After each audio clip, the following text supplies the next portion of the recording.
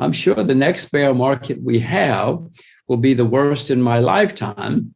We had a big bear market in 2008 because of too much debt. Well, since 2008, I mean, the debt has skyrocketed everywhere. We've never seen so much debt. So the next bear market has to be the worst in my lifetime because of all this debt. Well, as I said, when there's inflation, prices go up. And if you own the things that go up in price, whether it's sugar or silver or whatever, you usually will make money, or you certainly will protect yourself. So the best opportunities I see are in real assets. Also, though, whenever you have a big disaster, it usually leads to opportunities. For instance, right now, travel and tourism and entertainment are all demolished in many countries, and there are probably opportunities there developing. I bought Chinese wine stocks recently because people stopped going out. They stopped going to restaurants, stopped going to bars. So maybe there's an opportunity there. Often when there is a disaster, it does lead to an opportunity. Well, I said bonds are the biggest bubble they've ever been. That's not an opportunity. Commodities are very cheap. Silver's down 60%. Didn't you hear what I said? This is an opportunity. Bonds are not an opportunity. Maybe I'm not making myself clear. Well, I am not selling anything yet, and I'm not selling short anything yet. I see bubbles starting to develop, but at the moment, it doesn't look like we're in enough of a bubble, maybe bonds, but nothing else for me to sell short yet. Many stocks in the US, which is the biggest market, are not up a lot. Some are in a clear bubble, but many stocks this year are down, or last year were down in 2021. So it's not a full-fledged bubble yet, but it looks like it's going to develop into a full-fledged bubble, at which point I'll have to sell, and I'll start selling short. I hope I'm smart enough. Bubbles usually ruin two kinds of people. They ruin the skeptics first, the people who say this is a bubble and it's crazy. Then they get ruined. And then the people who believe in the bubble get ruined, because then the bubble eventually collapses and they lose everything because they thought it was real. So I don't know. I'm not very good at market timing. I have been around bubbles before. I have sold bubbles. I have shorted bubbles, but bubbles can be very, very confusing.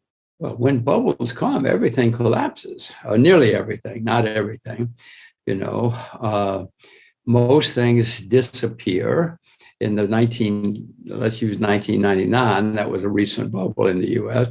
It was the dot-com bubble. Most or many of the dot-com stocks, which were not real companies, some of them, totally collapsed and disappeared. Some survived and did well. Amazon is now a great, great, great success. But if you shorted at Amazon in that bubble, you would have made a lot of money for a while. But it is a company which went on to become a great success. Usually, there's always somebody that survives, but most bubble stocks disappear. You look at their balance sheets, you look at their business, you look at the competition, you look at the people, are the people smart people? No, it's the same thing that you would look at when you're trying to decide on any investment. It's exactly the same thing. It's more difficult in a bubble because usually there's a lot more competition in a bubble. Many new companies start up, and you have to decide which ones are really sound. But it's the same thing. Investing is pretty much the same always. I didn't say it was easy. I just said it's pretty much the same. Well, that's one advantage experience gives you. I've seen all this before, and often after a long bull market, after a few years, a lot of new people come in, often inexperienced people, often young people, and you hear them, they're all saying, oh my gosh, there's this new thing. Let me tell you about the stock market. And it's fun, and you can make a lot of money, and it's easy. It's easy. It always happens at the end of a long bull market. It's happening again. As I said, when you have experience, you know what's going. You recognize these things, and it always ends very badly. Every big bull market that turns into a bubble with lots of new, inexperienced players, it always ends badly. always has throughout history, and this one will end badly too. I know that. And when people start saying to you, this time it is different, you get very worried, because they always start saying, this is not going to be it. This is not a bubble. You do not understand. This time it is different. When you hear the words, this time it is different, you should be very worried. And when people say, this is not a bubble, you get very worried. Well, these days, nearly everything is a fact. I mean, the internet makes everything instantly. We can know what's happening in Korea and New York instantly, all over the world. There's no such thing as very few remote markets now that we do not know about or cannot find out about as soon as we want to, and invest.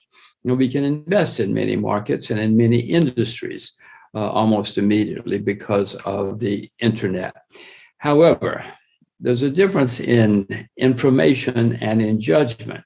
If 100 people go into a room and they all hear the same information at the same time, most of them will not get it right.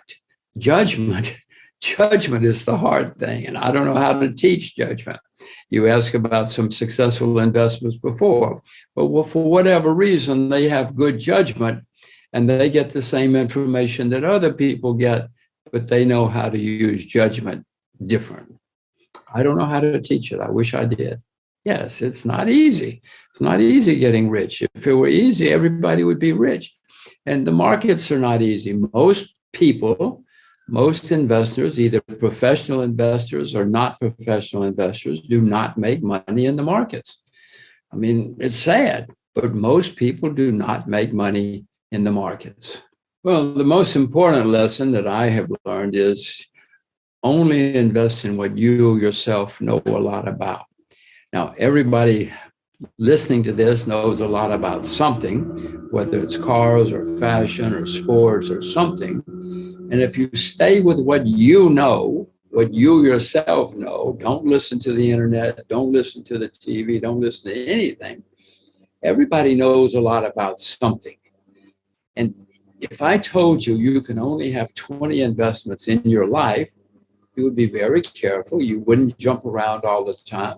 You would wait until you see something that you know is going to be successful. Then you would do research and you would invest, and you would probably become a successful investor. Now, some people would say, but that's boring. If you want to be successful, don't worry about being boring. Be boring and be very successful. Don't listen to other people. The most important lesson is to stay with what you yourself know a lot about.